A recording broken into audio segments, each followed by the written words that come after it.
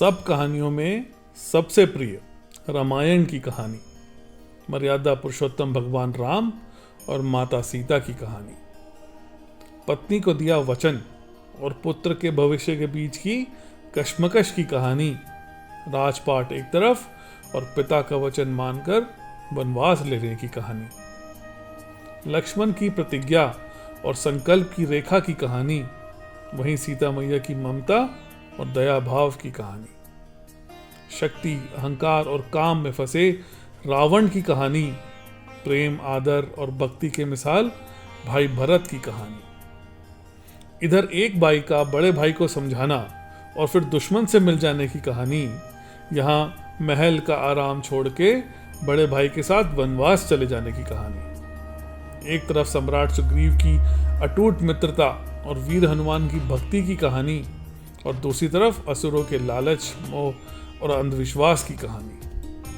जामवंत की बुद्धिमता और दूरदर्शिता की कहानी। इंद्रजीत की शक्ति और अभेद मायाजाल की कहानी।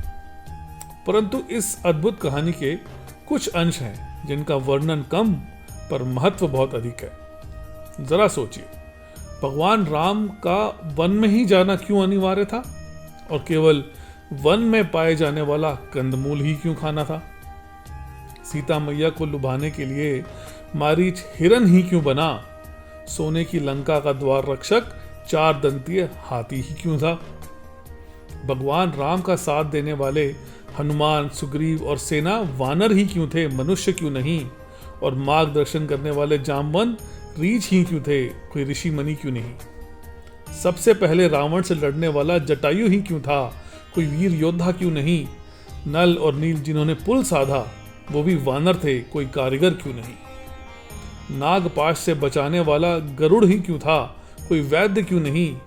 मूर्छित लक्ष्मण को संजीवनी ही क्यों बचा सकती थी, कोई मंत्र या विद्या क्यों नहीं?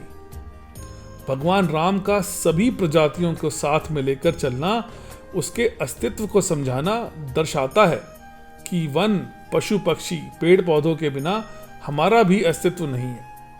हमें रामायण के इस संदेश को भी समझना चाहिए और वन एवं वन्य जीवों के संरक्षण में अपना योगदान देना चाहिए।